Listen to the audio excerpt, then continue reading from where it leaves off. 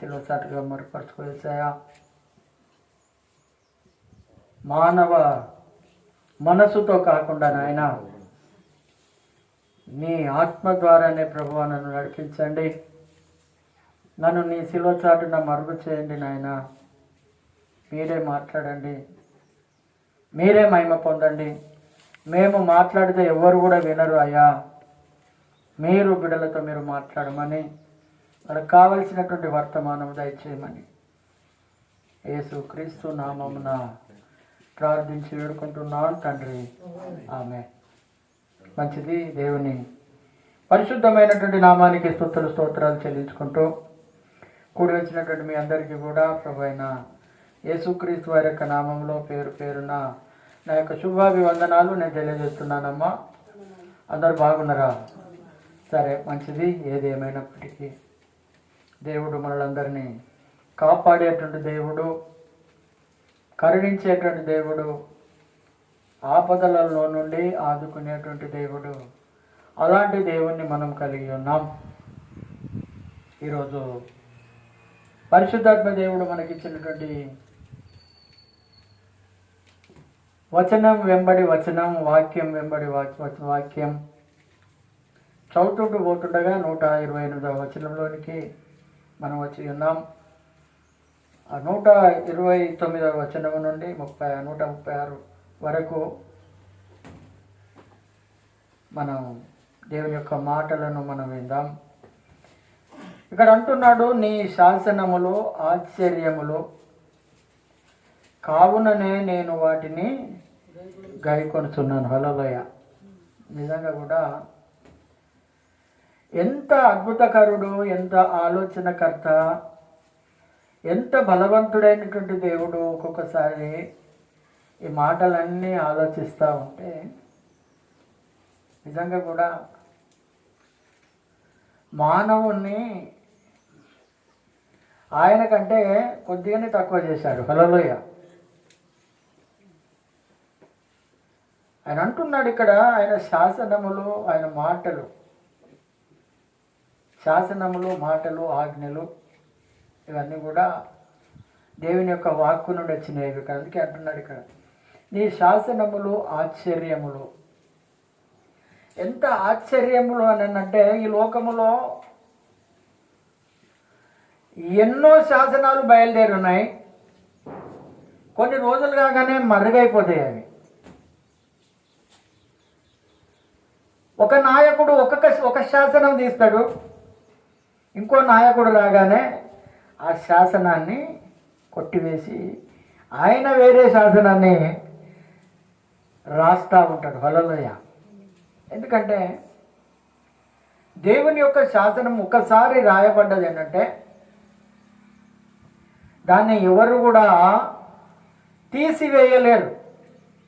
ఎవరు కూడా దాన్ని, ఆ శాసనాన్ని మాడిఫికేషన్ చేయనీకి వీల్లేదు, మార్చనీకి కూడా వీల్లేదు.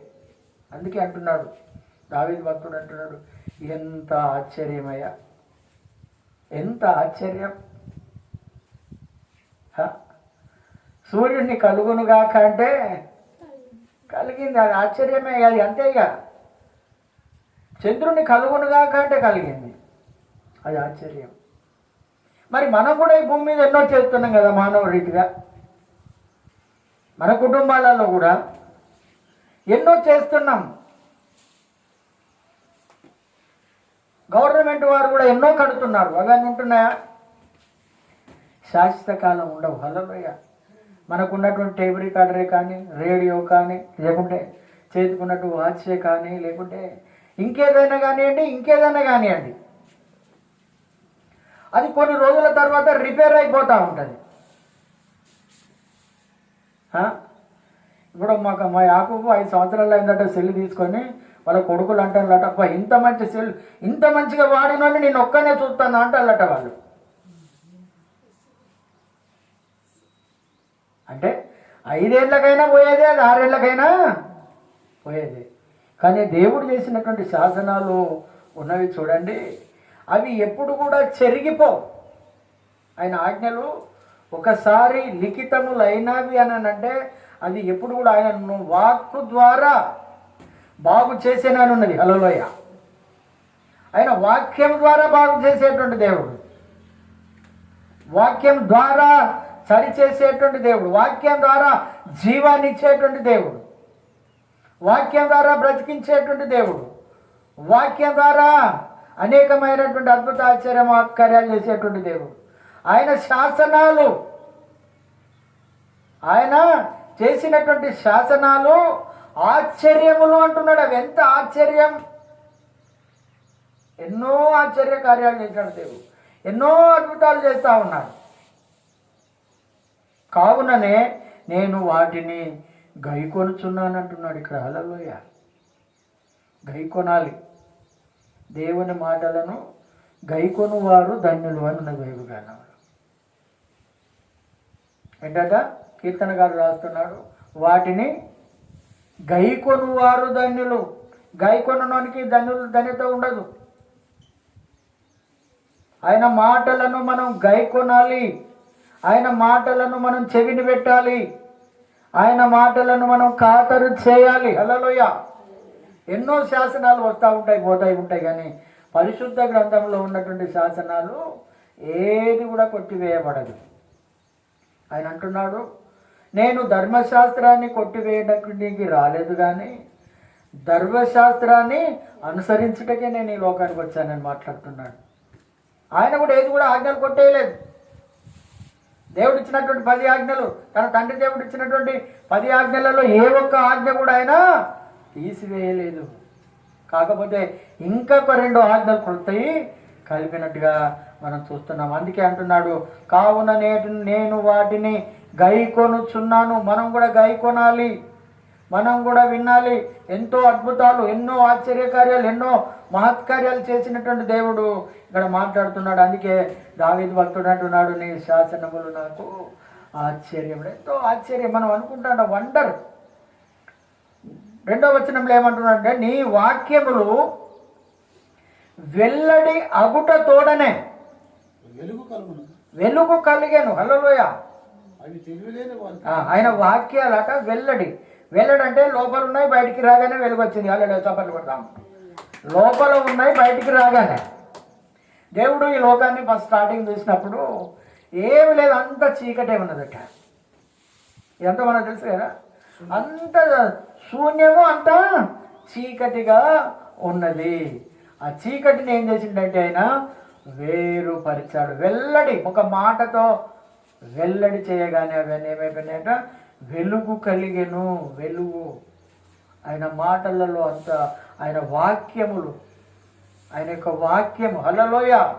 ఎందుకంటే ఆయన వాక్యముగా శరీరధారి అయి మన మధ్యలోనికి వచ్చాడు. ఆయన వాక్యము. హల్లెలూయా! ఆది యందు వాక్యం ఉండెను, వాక్యము దేవుని యుద్ధ ఉండెను, ఆ వాక్యమే దేవుడై ఉండెను, ఆ వాక్యములే మాట్లాడేటువంటి దేవుడు మన దేవుడు. హల్లెలూయా!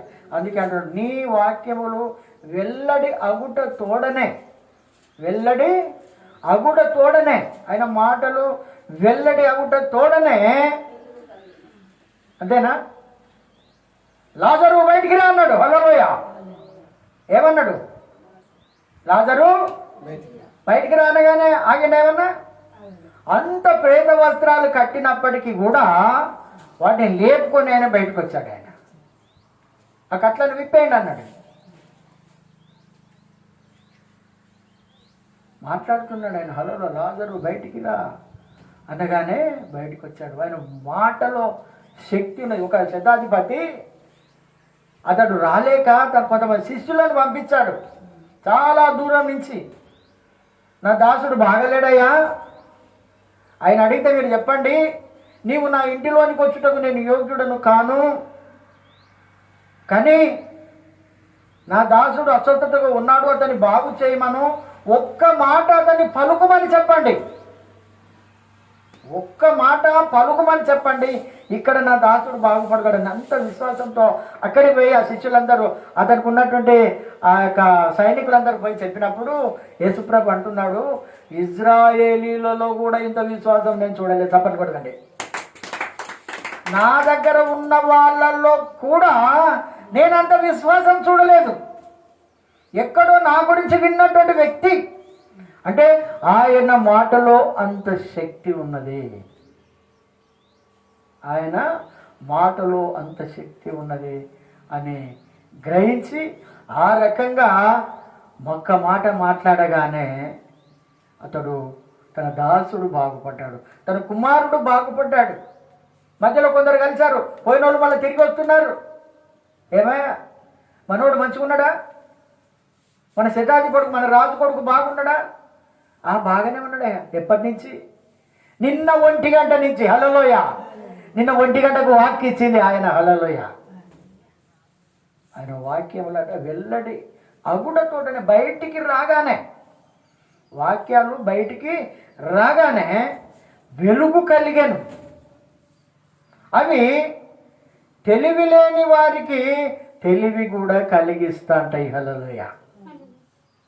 తెలివి లేనిటువంటి వారికి కూడా తెలివిని కలిగిస్తాయి. జ్ఞానము లేని వారికి కూడా జ్ఞానాన్ని కలిగిస్తాయి.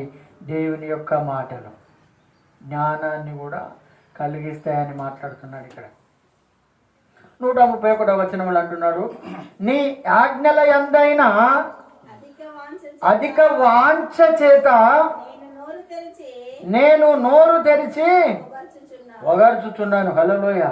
నీ ఆజ్ఞల యందైన అధిక వాంఛ చేత. అధిక వాంఛ అంటే అధిక కోరిక.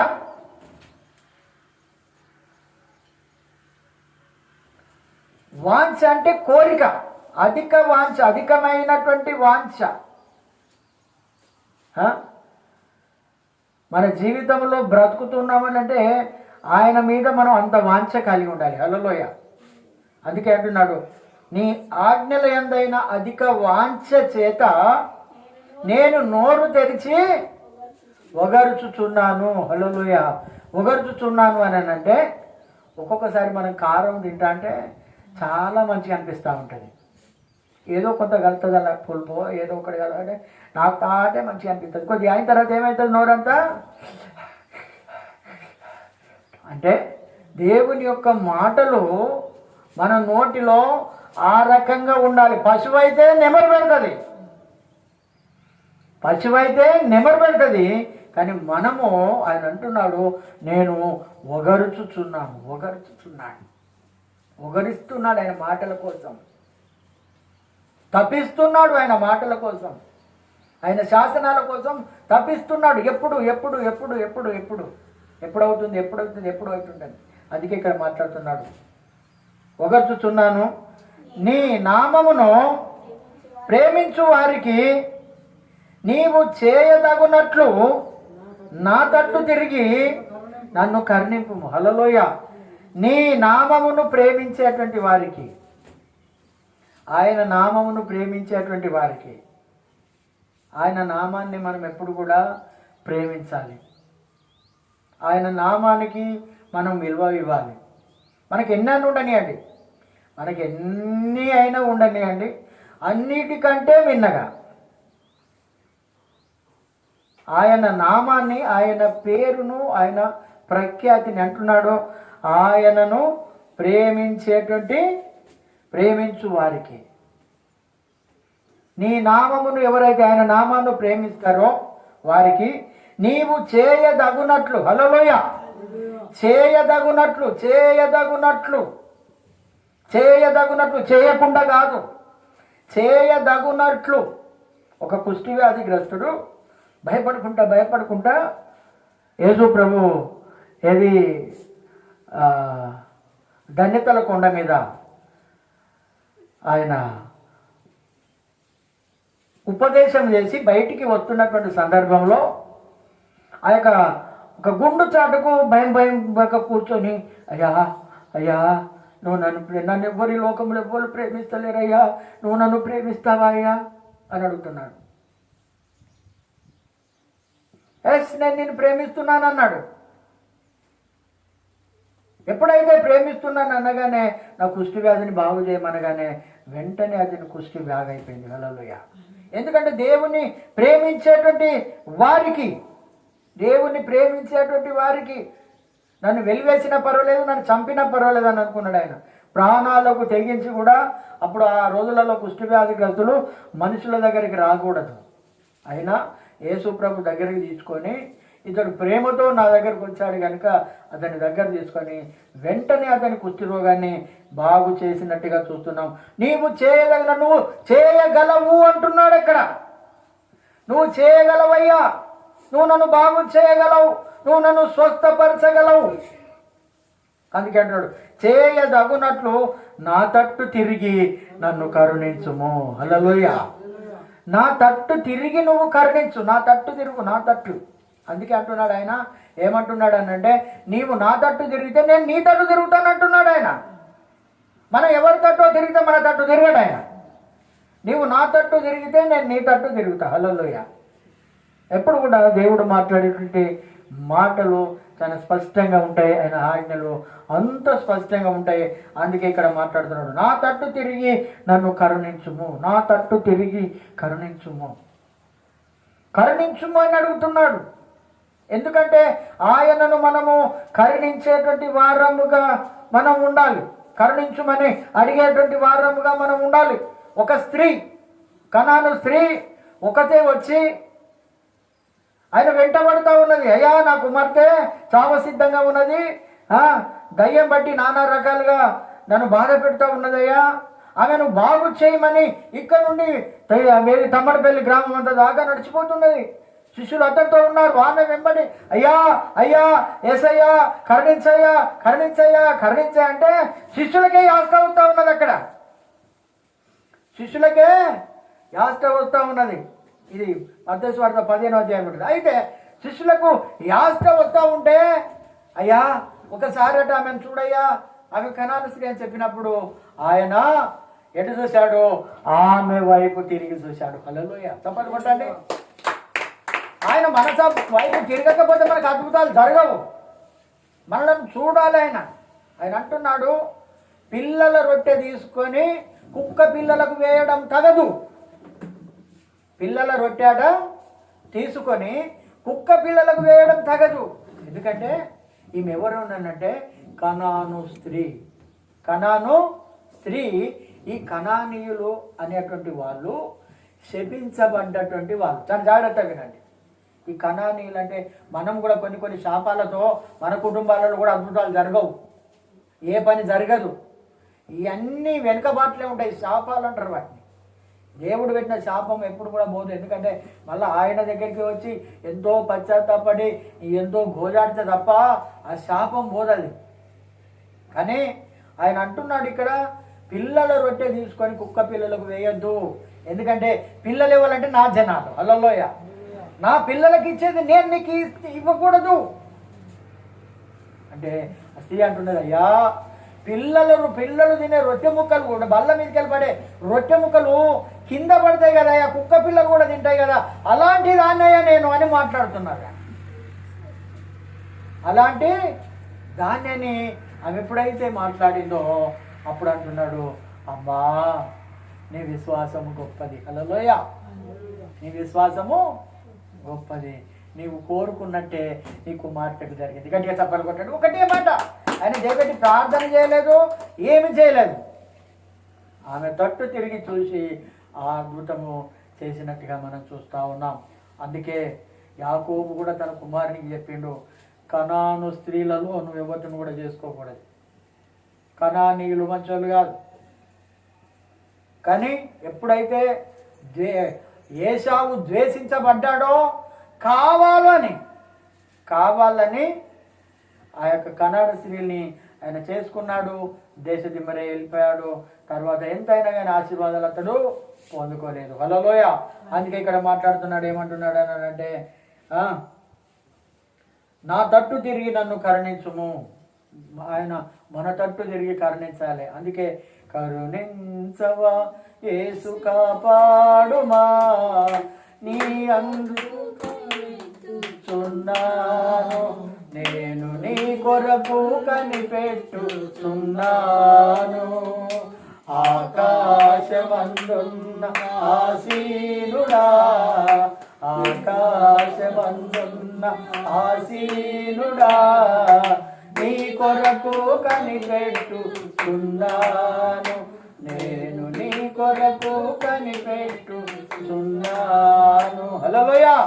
అందుకే అంటున్నాడు ఇక్కడ 133వ వచనంలో, ఒకసారి మనం ధ్యానిస్తున్నాం. నీ వాక్యమును బట్టి, ఆ వాక్యాన్ని బట్టి కూడా, ఆయన ఆజ్ఞలను బట్టి కూడా, ఆయన శాసనాలను బట్టి కూడా మన అడుగులు, హల్లెలూయా, అడుగులు స్థిరపరుస్తాడు. మన అడుగులు స్థిరపరుస్తాడు. అడుగులు స్థిరపరచడం అని అంటే మనం చెడు నడత నడవకుండా, తప్పుడు మార్గాలలో పోకుండా, ఇంకేమైనటువంటి మార్గాలలో వెళ్ళకుండా ఆయన ఏం చేస్తాడట, స్థిరపడతాడు. అందుకే దావీదు భక్తుడు ఏమంటున్నాడు అంటే 41వ కీర్తన చూసుకుని ఒక మాట, 41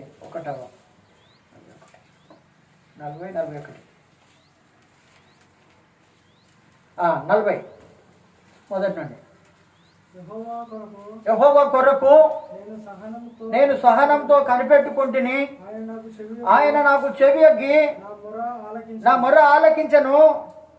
నాశనకరమైన గుంటలో నుండి, జిగటగల దొంగ ఊబిలో నుండి ఆయన నన్ను పైకెత్తెను. నా పాదములో బండ మీద నిలిపి నా అడుగులు స్థిరపరిచెను. హల్లెలూయా. బండ మీద నిలిపాడట. ఏది? బురదలో ఉన్నటువంటి దావీదును తీసుకొని, పాపములో ఉన్నటువంటి దావీదును తీసుకొని ఆయన ఎక్కడ నిలబెట్టాడట? బండ మీద. బండ దిగబడుతుందా? బండ మీద మురికి ఉంటుందా? బండ మీద ఇంకేదైనా ఉంటుందా?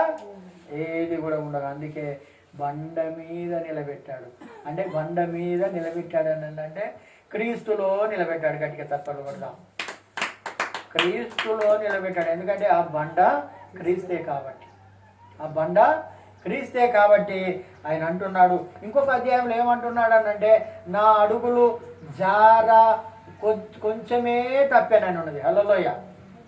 నా అడుగులు కొంచెమే జారనీకి తప్పినాయి, కొంచెమే తప్పినాయి. అందుకే ఇక్కడ అంటున్నాడు, ఎప్పుడు కూడా దేవుని యొక్క వాక్యం ఏమంటుందనంటే, నీ వాక్యమును బట్టి నా అడుగులు అంటే మనం చేసేటువంటి ప్రతి పని.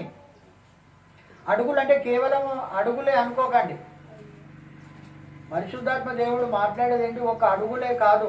మన జీవితంలో ఏమైనా పొరపాట్లు చేసినా, ఏమైనా తప్పులు చేసినా కానీ వాటిని ఏమంటున్నాడని అంటే, నా అడుగులు స్థిరపరచుము అంటే నా ఉద్దేశాన్ని మార్చుము. చెడు హృదయం నుండి మంచి హృదయంలోనికి తీసుకొని రా. ఇరుకులో నుండి విశాలతలోనికి తీసుకురా. కష్టాలలో నుండి బాధలను తీసివేయి అన్నట్టుగా మాట్లాడుతున్నాడు. అందుకే ఆయన మాట్లాడేటువంటి మాట ఏమంటున్నాడు అని అంటే, నా అడుగులు అంటే నా గుణాన్ని మార్చుము అన్నట్టు. ఒక రకంగా నా ప్రవర్తనను మార్చుము. కొన్నిసార్లు దేవునికి అనుకూలంగా మన ప్రవర్తన ఉండడం లేదు. మనం అనుకుంటున్నాగా, నేను తెల్లబట్టలు వేసుకున్నా, నేను చాలా బాగున్నాను, నేనే అనుకుంటున్నా, నేను చర్చికొస్తున్నా, నేను బాగానే ఉన్నానని అనుకుంటున్నా. కానీ నా అడుగులు సరిగా లేవు. నా నడక, నా పడక, నేను కూర్చుంటా, నేను లేచుటా అన్నీ నువ్వు చూస్తున్నావు అని అంటున్నాడు ఆయన. ఆయనకు సమస్తం తెలుసు, నీ గుణము తెలుసు, నీకున్నటువంటి సమస్తము ఆయనకు తెలియను కనుక ఆయన మాట్లాడుతున్నాడు. హల్లెలూయా. అందుకే ఆయన మాట్లాడుతున్నాడు. హల్లెలూయా.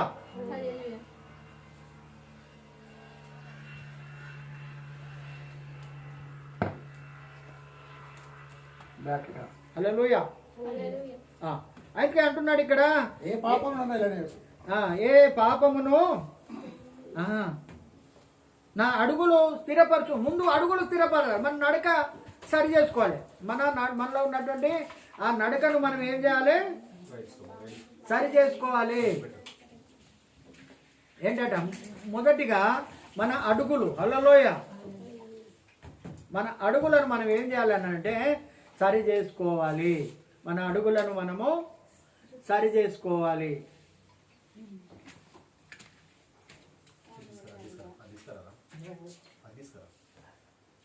హల్లెలూయా. మన అడుగులను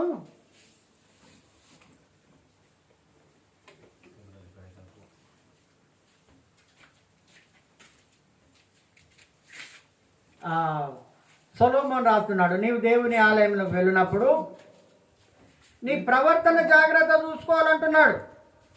మన దేవుని మందిరానికి మనం వెళ్ళినప్పుడు ఏం చూసుకోవాలట? నేను ఎలా ఉన్నాను, అద్దం కాడికి పోయి 4 సార్లు చూసుకోవడం కాదు, లేకుంటే ఇతరులకు కనపడాలని కాదు.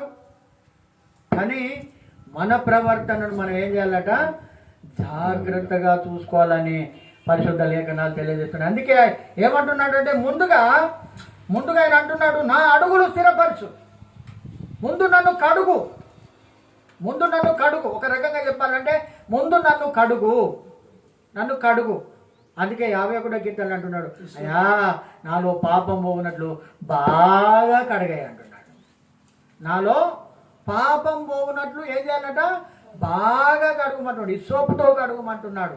హిమము కంటే తెల్లగా కడుగుమంటున్నాడు. మనం ఇలాంటి ప్రార్థన చేయం. మనం దేవా నేను పాపిని అని అసలుకే ఒప్పుకోం. మనం దేవా నేను పాపిని, నా పాపాలన్నీ క్షమించు. అందుకే ఇక్కడ అంటున్నాడు దావీదు ఒప్పుకోలు ప్రార్థన చేస్తూ ఉన్నాడు. ఇక్కడ ఒప్పుకుంటూ నా అడుగులు ముందుగా స్థిరపరచు. ఎందుకంటే నా నడక కరెక్ట్ లేదు, నా ఆలోచన కరెక్ట్ లేదు, నా చూపు కరెక్ట్ లేదు, నా మాట కరెక్ట్ లేదు, నా ప్రవర్తన కరెక్ట్ లేదు. దాన్ని స్థిరపరచుము.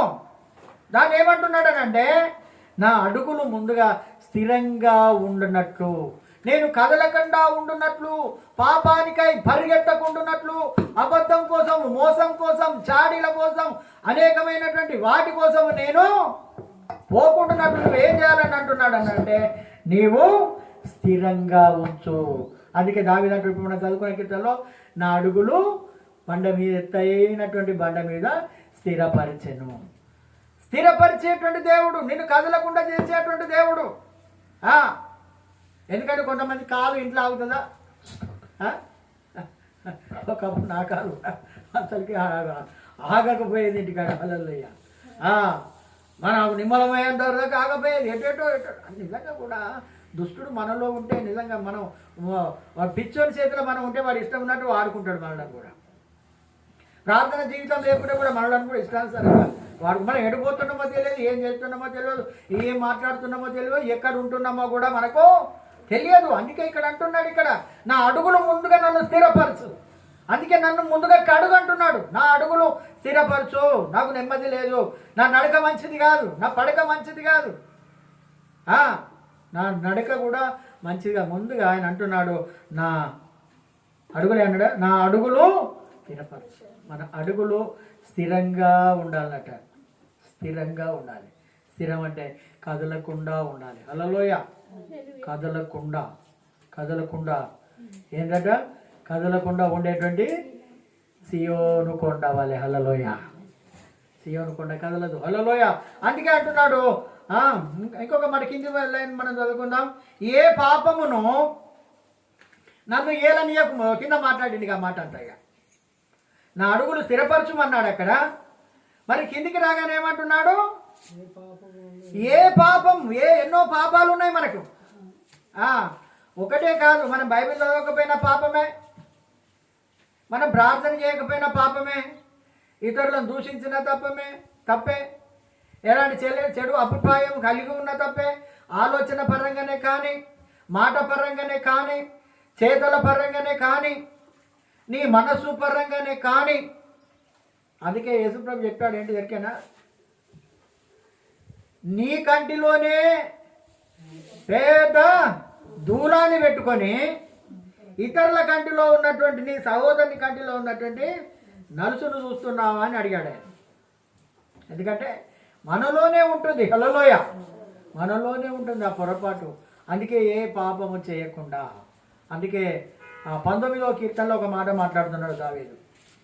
19:13 అంటున్నాడు, దురభిమాన పాపములో పడకుండా.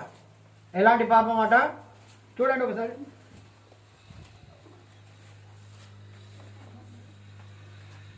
దురభిమాన పాపములో పడకుండా నీ సేవకుని ఆపము, వాటిని నన్ను ఏలనీయకము. అప్పుడు నేను యథార్థవంతుడనై అధిక ద్రోహం చేయకుండా నిందారహితుడగుదును. హల్లెలూయా. దావీదు లాంటి మనసు మనకు కూడా రావాలి. హల్లెలూయా. ఆయన దయచేయను గాక. ఎందుకంటే తెలుసో తెలియక కొన్ని పొరపాట్లు చేస్తూ ఉన్నాం మనం. తెలుసో తెలియక కొన్ని పొరపాట్లు మానసికంగా కానీ, చూపుతోటే కానీ, మాటతోటే కానీ, అంతరంగమే కానీ, మరే రకంగా కానీ, మరే రకంగా కానీ. అందుకే అంటున్నాడు, ఏమంటున్నాడు? ఏ పాపమును నన్ను ఏలనీయకుము. దురభిమాన పాపం. దురభిమాన పాపం అంటే, దురభిమాన పాపం అంటే ఇంతకుముందున చేసిన పాపం మళ్ళా చేయనీయకు. అర్థమైంది కదా? దావీదు ఒక పాపం చేశాడు, మరలా నేను దురభిమాన పాపం. దురభిమాన అంటే చెడ్డ అభిప్రాయం, చెడిపోయినటువంటి అభిప్రాయం. దురభిమాన పాపం అంటే మరలా పాత పాపములోనికి నన్ను లాగకు. దురభిమాన పాపములో పడకుండా ఏమంటున్నాడు? నన్ను కాపాడమన్నాడా? పడకుండా నీ సేవకుని ఆపుము. ఆపుము. ఇప్పుడు ఇంతకుముందేమో స్థిరంగా ఉంచమన్నాడు, కదలకుండా ఉంచమన్నాడు. కానీ ఇప్పుడేమంటున్నాడు అనంటే ఆపు. హల్లెలూయ. స్టాప్, జర టైరో, ఆగు, ఇక పోకు, ఆపుము అంటున్నాడు. ఆపుము. పోలీసు వాళ్ళు ఆపితేనే ఆపుతాం, మనం వేరే వాళ్ళని ఆపుతామా? పనిలే. ఎందుకంటే ఆయనకు రైట్స్ ఉంటాయి. కానీ ఆయన అంటున్నాడు, దేవుణ్ణి అడుగుతున్నాడండి. దేవుడు దురాభిమాన పాపంలో పడకుండా నన్ను ఆపు. ఆ ఆలోచన రానివ్వకు, ఆ తలంపు రానియకు. పడకుండా నీ సేవకుని ఆపము, వాటిని నన్ను ఏలనియకుము. హల్లెలూయా. అవి మనల్ని ఏలుతాయి. ఇంకా కొన్ని ఏలేటి ఉంటాయి, ఏలుతాయి. ఇంకా వాటికి ప్రమోషన్లు కావాలి, వాటికి ఇంకా ప్రమోషన్లు కావాలి. ఏలుతాయి అవి మన మీద. ఏలుబడి చేస్తుంది, అబద్ధం ఏలుబడి చేస్తుంది. ఎన్ని అబద్ధాలు, నాకేమవుతుంది పో, ఎంతో మోసం చేసినా నాకేమవుతుంది పో. నేను దేవుని బిడ్డనంటాం, మనమే అబద్ధాలు ఆడతాం, తప్పది. అందుకే అంటున్నాడు, ఏమంటున్నాడు ఇక్కడ? వాటిని నన్ను ఏలనీయకు. మన మీద ఏలుబడి చేస్తుందండి పాపము, శాపము ఏలుబడి చేస్తుందండి, దరిద్రం ఏలుబడి చేస్తున్నదండి, కష్టాలు ఏలుబడి చేస్తున్నాయండి, ఇరుకులు ఏలుబడి చేస్తున్నాయండి, ఇబ్బందులు ఏలుబడి చేస్తున్నాయండి, రోగాలు ఏలుబడి చేస్తున్నాయి, మానసిక క్రియలు ఏలుబడి చేస్తున్నాయి. అవి ఏలుతున్నాయి మనల్ని. ఏలడం అంటే ఇప్పుడు మన తెలంగాణ ఏలుటోళ్ళు ఎవరు తెలుసా? ఎవరు వెళ్తున్నారు? రేవంత్ రెడ్డి. ఇవి కూడా వెళ్తున్నాయి మన మీద. హల్లెలూయా. ఇవన్నీ కూడా, ఈ శాపాలన్నీ మన మీద వెళ్తూ ఉన్నాయి. కానీ మనం వాటిని గ్రహిస్తలేం, వాటిని మనం అసలు గ్రహించలేము. దావీదు అంటున్నాడు ఇక్కడ, వాటిని ఏలనీయకు, వాటిని నన్ను ఏలనీయకము. అప్పుడు నేను అవి ఏలకుండా ఉంటే, అవి దరిదాపులోకి రాకుండా ఉంటే. అందుకే ఇక్కడ మాట్లాడుతున్నాడు, అప్పుడు నేను యథార్థవంతుడనై అధిక ద్రోహము చేయకుండా నిందారహితముగా ఉండును. హల్లెలూయా. ఎలాంటి పొరపాటు లేకుండా, ఎలాంటి గ్రహపాట్లు లేకుండా పాపాలు మనల్ని ఏలుతాయండి. పాపం ఏలుబడి చేస్తుంది. ఇంకా ఫోన్ చేస్తలేవేంది, ఇంకా మెసేజ్ పెడతలేవేంది, ఇంకా సీరియల్ చూస్తలేంది, టైం కాలే ఇంకా, అంతేనా? ఇవన్నీ ఏలుబడి చేస్తుంది. అందుకే అంటున్నారు ఇక్కడ, ఏలుబడి వాటిని చేయకూడదు. ఏలుబడి టైం కాగానే ఒక సిస్టమేటిక్గా మనం అక్కడికి వెళ్ళిపోతుంటాం. దేవుని మందిరానికైనా లేట్ చేస్తాం, కానీ వాటికైతే టైం మాత్రం ఇస్తాం మనం. హల్లెలూయా. అందుకే వాటిని ఏలనీయకుండా మనం చూసుకోవాలి. నువ్వు సీరియల్ చూసినావా, ఇంటికి పోయి ఈ విన్న వాక్యం అంతా ఏమైపోతుంది? నీళ్ళలో లేచిపోయినట్టు అయిపోతుంది, నీళ్ళలో కడిగినట్టు అయిపోతుంది. అందుకే మాట్లాడుతున్నాడు ఇక్కడ. అందుకే ఏ పాపమును నన్ను ఏలనీయకుము. ఏలనీయకయ్యా నాపై, అది ఏలనీయకు దాన్ని అని అంటున్నాడు. 134వ వచనం, నీ ఉపదేశములను నేను అనుసరించినట్లు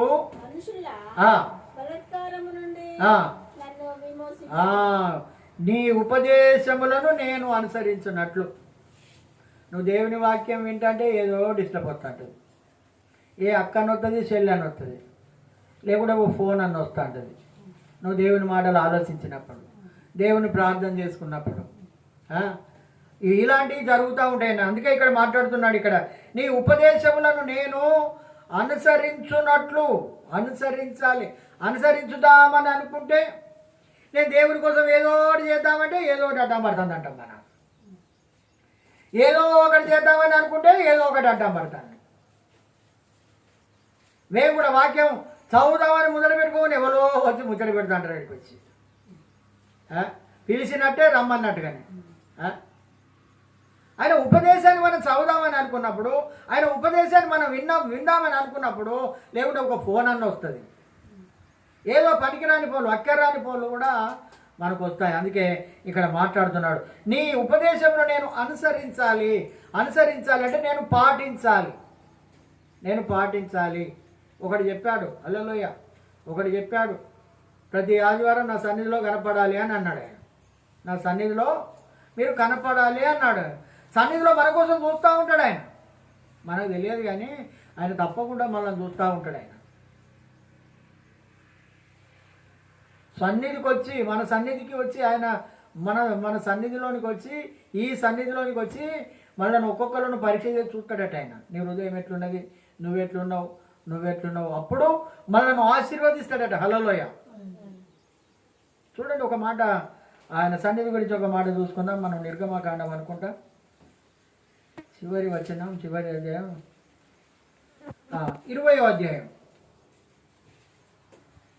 అధ్యాయం, నిర్గమకాండం 20వ అధ్యాయం 24వ వచనం చివరి లైన్లలో చూడండి. లేకపోతే మొదటి నుంచి కూడా చదవండి. పేజ్ నెంబర్ వచ్చి 62.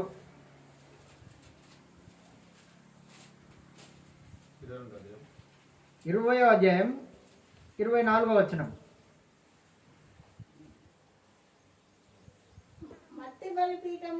మంటి బలిపీఠమును నా కొరకు చేసి దాని మీద నీ దహన బలులను, సమాధాన బలులను, నీ గొర్రెలను, నీ ఎద్దులను అర్పింపవలను.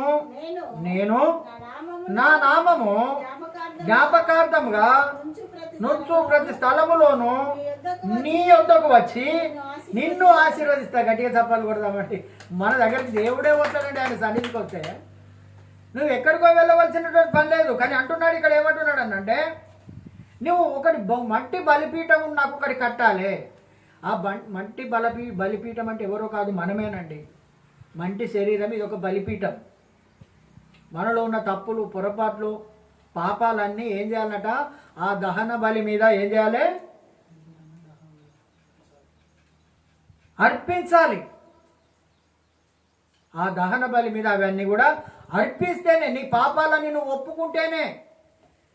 ఒప్పుకుంటే నా జ్ఞాపకార్థంగా ఉన్నటువంటి ప్రతి స్థలంలో కూడా మేయలు ఒకటి వీడియో చూసినాం. అది ఎక్కడో ఏ దేశంలో ఏమో తెలియదు కానీ మొత్తం మీద టాప్ లేదు, కప్పు లేదు, అంత గడ్డితోటి ఆ గడ్డి అంతా చెల్లా చెదరగా కొట్టుకొని పోయింది.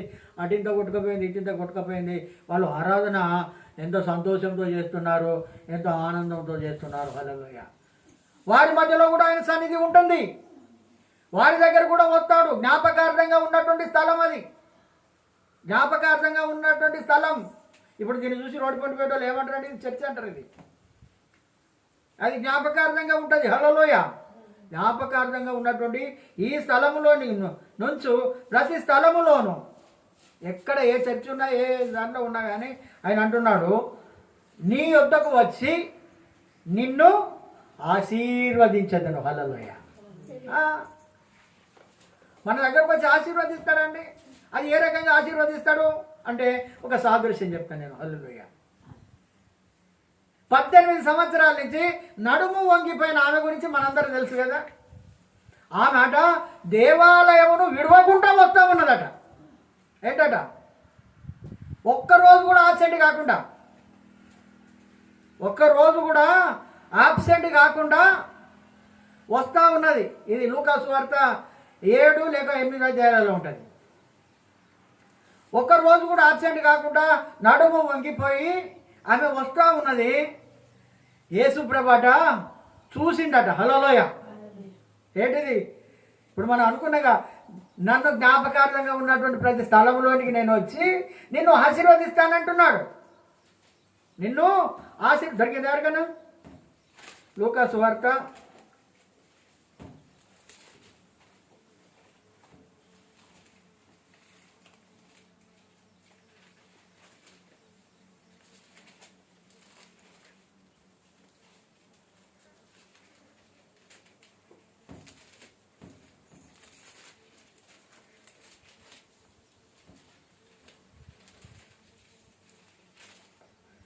11వ సువార్త అనుకుంటా సారీ.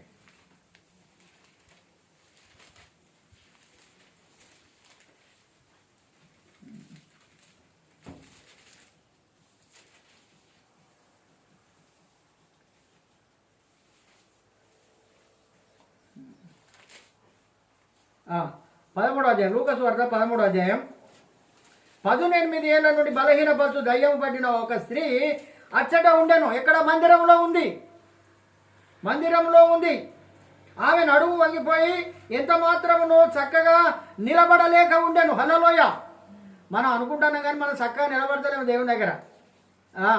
అందుకే అంటున్నాడు, ఎజికేల్తో మాట్లాడుతున్నాడు, నరపుత్రుడా నువ్వు చక్కగా నిలబడు, నేను నీతో మాట్లాడవలసి ఉన్నదంటే నాకు పని ఉన్నదయ్యా, చాలా బిజీ ఉన్నది, ఇలా పెళ్లి ఉన్నది, ఇలా పేరంట ఉన్నది, నేను సాగుకు పోవాలి, నేను దినాలకు పోవాలి, లేకుంటే నేను దిననీకి పోవాలి, నేను తాగనీకి పోవాలని మానవుడు అంటున్నాడు. ఇక్కడ చక్కగా నిలబడతలేము, మనం ఆయన దగ్గర నిలబడతలేము. ఉన్న కొద్ది సమయంలో కూడా మన మైండ్ ఇక్కడ ఉండలేదు, ఎక్కడో ఉంటుంది, దేశ సంచాలమే వెళ్ళిపోతూ ఉన్నది. హల్లెలూయా. అందుకే ఇక్కడ మాట్లాడుతున్నాడు, ఎంత మాత్రం నువ్వు చక్కగా నిలబడలేకుండాను యేసు ఆమెను చూశాడు. అలా చప్పట్లు కొడదాం. ఎవరిని చూసిండట? ఆమె ఎక్కడ ఉన్నది? దేవుని మందిరంలో ఉంది. యేసయ్య వస్తాడు. అందుకే అంటున్నాడు, నాకు జ్ఞాపకార్థంగా ఉండేటువంటి ప్రతి స్థలానికి నేను వస్తా, ప్రతి స్థలానికి నేను వస్తా, నాకు నా జ్ఞాపకాన్ని ఉండాలి. హల్లెలూయా. నన్ను జ్ఞాపకం పెట్టుకొని వచ్చే వారి దగ్గరికి నేను వస్తా. అందుకే అంటున్నాడు, ఆమెను చూసి రమ్మని పిలిచాడు ఆయన. హల్లెలూయా. రమ్మని పిలిచి, అమ్మా అమ్మా నీ బలహీనత నుండి విడుదల పొంది ఉన్నావని ఆమెతో చెప్పి ఆమె మీద చేతులుంచగానే ఆమె చక్కగా నిల్చున్నది. హల్లెలూయా. అంటే ఆయన సన్నిధి చూడండి. నిజంగా కూడా మనం రెగ్యులర్గా వస్తే ఆరోగ్యాలు ఉంటాయి, మనకు రెగ్యులర్గా వస్తే బలహీనతలు ఉండవు, రెగ్యులర్గా వస్తే బాధలు ఉండవు, రెగ్యులర్గా వస్తే ఆశీర్వాదాలు అంటే ఇవే. డబ్బు ఇవ్వడు ఆయన, డబ్బు సంచులు ఇవ్వడు మనకు, మిద్దలు మేడలు ఇవ్వడు, అవి అన్ని అవసరం లేదు మనకు, అవి ఈ లోకంలో పోతాయి అవి. అందుకే ఇక్కడ అంటున్నాడు, ఆమె ఏం చేసిందట? పిలిచి విడుదల పొంది ఉన్నామని ఆమెతో చెప్పి ఆమె మీద చేతులు ఉంచగానే ఆమె చక్కగా నిలబడి దేవుని మహిమపరిచాది. హల్లెలూయా. దేవుని మహిమపరిచాది. కుంటివాడు మహిమపరిచినట్టు మరికి మహిమపడుతున్నది. ఇంతకుముందు చప్పట్లు కొట్టండి, ఇప్పుడు చప్పట్లు కొడుతూ ఉన్నది. ఇంతకుముందు పాటలు పాడండి, పాటలు పాడుతూ ఉన్నది. ఇంతకుముందు ఆనందించండి, ఆనందం. ఏది? కుంటివాడు గట్ట దిక్కున లేచి నిలబడి వారితో పాటు దేవాలయంలోనికి వెళ్ళిపోయాడట. ఎక్కడికి వెళ్ళాడు? నేను మా అమ్మకు చెప్పేస్తా, మా బంధువులకు చెప్పేస్తా, నా స్నేహితులకు చెప్పేస్తా నేను అనలేదు ఆయన. అనకుండా ఆయన ఎక్కడికి వెళ్ళాడట? మందిరంలోనికి, శృంగారం అనేటువంటి దేవాలయంలోనికి వెళ్ళిపోయాడట. హల్లెలూయా. మనకు దేవాలయంతో పని అండి, మనుషులతో పని లేదు ఇక్కడ. అందుకే మాట్లాడుతున్నాడు 119వ సంకీర్తనలో అంటున్నాడు,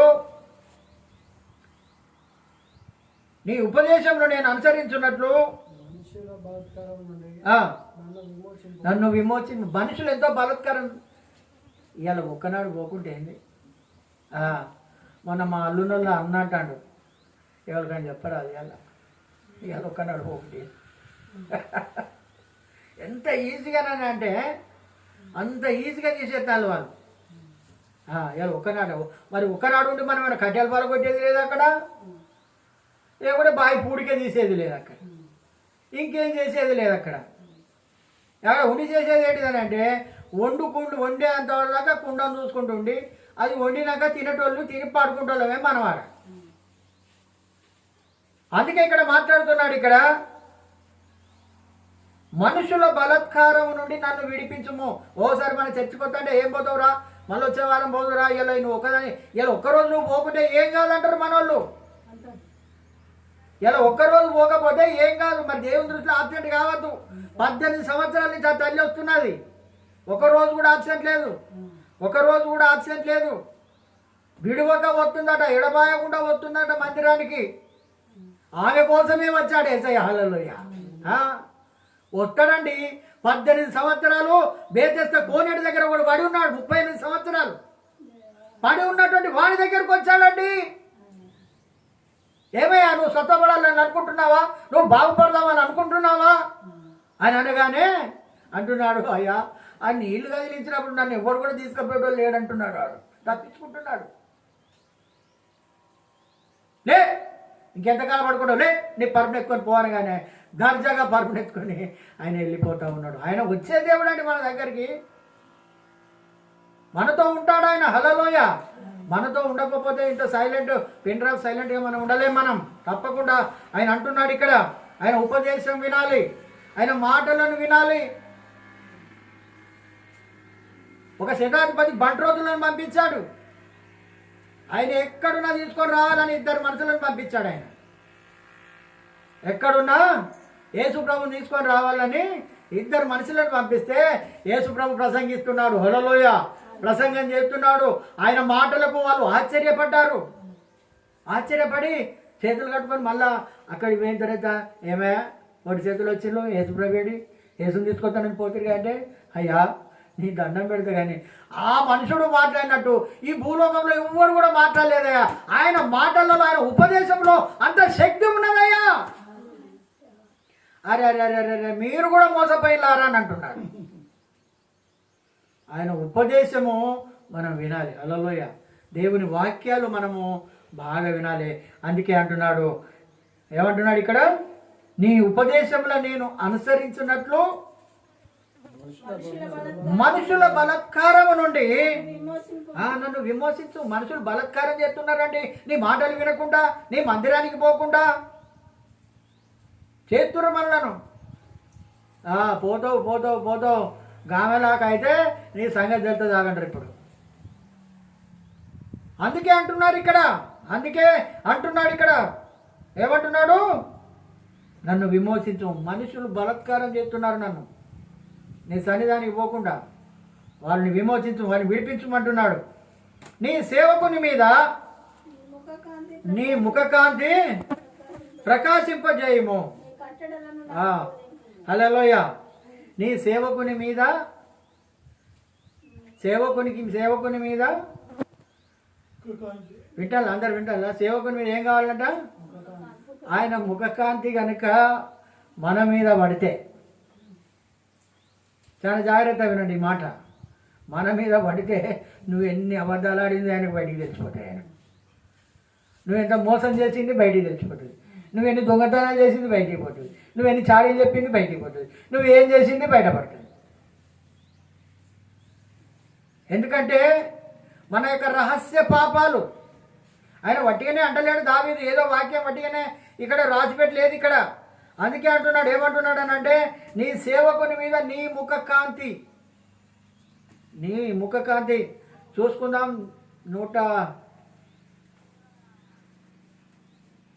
191 కీర్తన.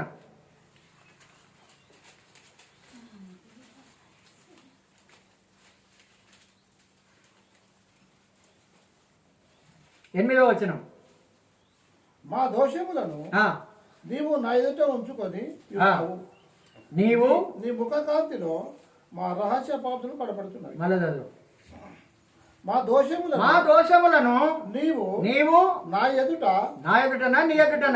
నీ ఎదుట ఉంచుకొని ఉన్నావు. నీ ముఖ కాంతిలో మా రహస్య పాపములు కనబడుతున్నాయి.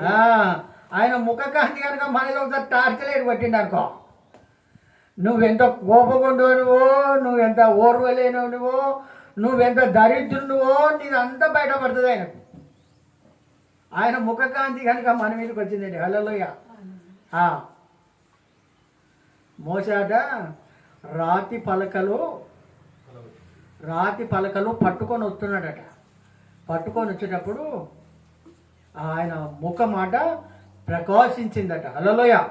ఆయన ముఖము ప్రకాశిస్తే చూడలేకపోతున్నాడు ఆయన ముఖాన్ని. అహరోను కూడా చూడలేకపోయాడట. వీళ్ళందరూ నేను రాత్రి చదువుతాను, నాకు చాలా భయమైందండి. నిజంగా కూడా ఎంత అద్భుతకరుడో ఆయన, ఎంత ఆశ్చర్యకరుడో ఆయన ముఖకాంతి మన మీద పడితే మన కపట నటనలు లేనాటి హృదయాన్ని నాటకాలు ఆడతాం.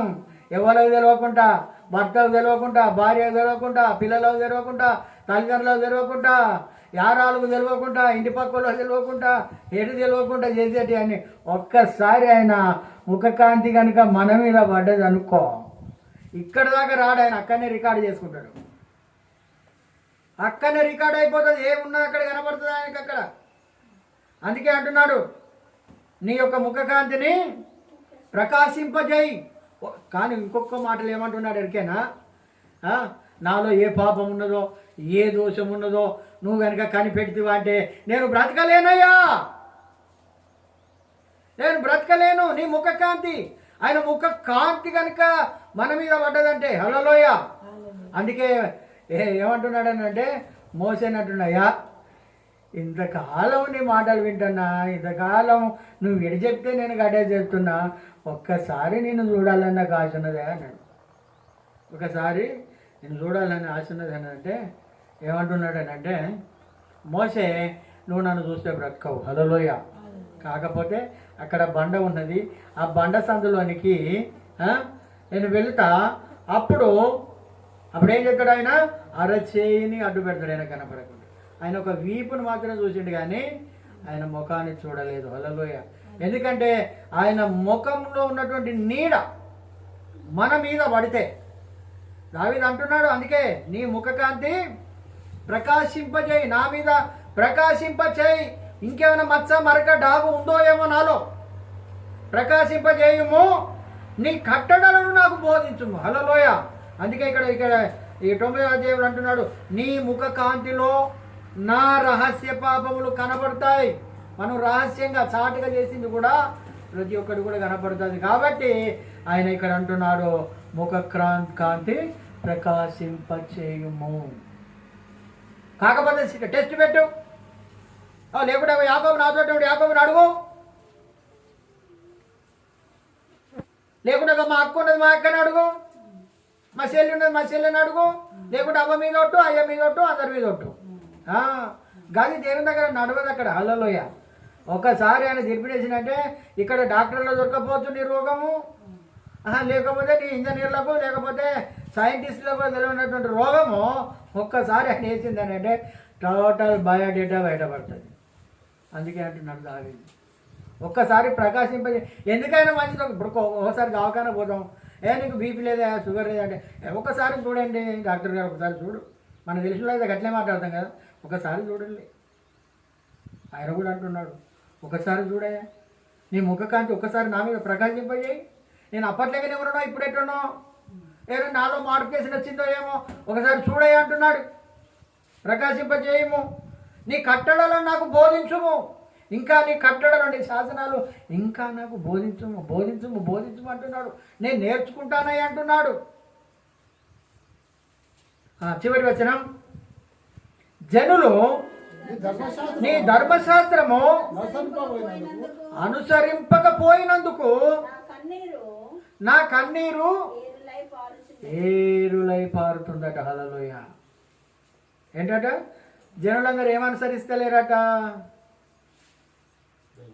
ఆయన కట్టడలను అనుసరిస్తలేరు, ఆయన ఆజ్ఞలను అనుసరిస్తలేరు, ఆయన శాసనాలను అనుసరిస్తలేరు. అనుసరించకపోతే ఇక్కడ అంటున్నాడు, పోయినందుకు నా కన్నీరు ఏరులై పారుతుంది. బా, ఇంతకాలం ఏదో అనుకున్నా కానీ వాళ్ళు మారతలేరయ్యా. నీ మందిరానికి పోతున్నారు, వాళ్ళు మారతలేరు, వాళ్ళ ప్రవర్తన మారతలేదు, వాళ్ళకు ఉండబడేటువంటి గుణగణాలు మారతలేవు, వాళ్ళ మాట మారతలేదు, వాళ్ళ ప్రవర్తన మారతలేదు, వాళ్ళ చూపు మారతలేదు, వాళ్ళ అంతరంగము మారడం లేదు, ధర్మశాస్త్రంను అనుసరించడం లేదు, దాన్ని ఫాలో అవ్వడం లేదు, దాంట్లో ఉన్న ఆజ్ఞలను పాటించడం లేదు. అనుసరించకపోయినందుకు ఈయన ఏడుస్తూ ఉన్నాడు. హల్లెలూయా. ఈయన ఏడుస్తూ ఉన్నాడు, అయ్యా చెడిపోతున్నారయ్యా అని జనులు, నాశనం అయిపోతున్నారయ్యా, త్రాగుపోతులుగా, బెబ్బిచారులుగా, దొంగలుగా. నిన్న మందిరానికి వేయించిండయ్యా, ఇలా పొద్దున మందిరానికి వేయించుడు, సాయంత్రం పూటనే అలా ఆ రకంగా ఉన్నాడు. ఆయన ఏం చేస్తున్నాడనంటే, మన దేవుడట చాటుగా పోయి ఏడ్చే దేవుడట. చాటుగా పోయి ఏడ్చాడు. మనం వాక్యం చదవకపోయినా, మనం ప్రార్థించకపోయినా, నీ తల్లిదండ్రులు ఏడవరు, నీ అన్నదమ్ములు, నీ అక్క చెల్లెలు, నీ కొడుకులు బిడ్డలు ఎవరు కూడా ఏడవరు. కానీ ఆయనట చాటుకు పోయి ఏడతాడట. హల్లెలూయా. బా, నా కుమారుడు, నా కుమార్తె. ఇన్ని మాటలు విన్నారు, ఇన్ని వాక్యాలు విన్నారు, ఇంత బోధ విన్నారు. కానీ చివరి అక్కడికి ఏమైంది? అనుసరింపకపోతున్నారు. దానికి ఫాలో కావడం లేదు. ఏంటంటే మట్టుకు పోతున్నారు, మట్టుకు పోతున్నారు. కానీ దాన్ని అనుసరించకపోతేనట ఆయన అంటున్నాడు, నా కన్నీరు ఏరులై పారుతా ఉన్నది. హల్లెలూయా. ఏరులై పారుతా ఉన్నది అంటున్నాడు దేవుడు. ఈరోజు మన ప్రవర్తన చూసి సరిదిద్దుకోలేనటువంటి మన యొక్క దీనంతా చూసి ఆయన అంటున్నాడు, ఏరులై పారుతా ఉన్నది. ఏరులై, హల్లెలూయా. ఏరులంటే వరదలై పారుతా ఉన్నదట. దేవుడు అంటున్నాడు, నేను చాటున ఏడుస్తాను నువ్వు వాక్యం చదవకపోతే, నేను చాటున ఏడుస్తాను నువ్వు ప్రార్థన చేయకపోతే, నేను అనేక రకాలుగా బాధపడతాను, టెన్షన్ పడతా అంటాడు. అందుకే అంటున్నాడు, ఈరోజు రాని వారి గురించి కూడా బాధపడుతున్నాడు ఆయన. ఈరోజు లేని వారి గురించి కూడా బాధపడుతున్నాడు ఆయన. మనకు తెలియదు, అది మనకు తెలియదు. అందుకే ఇక్కడ మాట్లాడుతున్నాడు, నా జనులు నీ ధర్మశాస్త్రమును అనుసరించాలి, పాటించాలి. అది దేవుడు కోరుకుంటున్నాడు మనల్ని. హల్లెలూయా. మన దగ్గర నుంచి ఆయన కోరుకునేది ఏంటిదనంటే, ధర్మశాస్త్రాన్ని దివారాత్రము ధ్యానించువాడు ధన్యుడు. అతడు నీటి కాలువల ఎర్రలో నాటబడిన వాడై ఆకువాడక తన కాలమందు ఫలమిచ్చు చెట్టు వలె ఉండును, అతడు చేయునదంతయు సఫలమగును. దుష్టులు అలాగుననుండగా గాలి చెదరగొట్టు పొట్టు వలె ఉంటారు. ఒకవేళ మనం వాక్యం చదవకపోతే దుష్టుల కింద పోలుస్తున్నాడు ఆయన. మనం ప్రార్థన చేయకపోతే దుష్టుల కింద పోలుస్తూ ఉన్నాడు.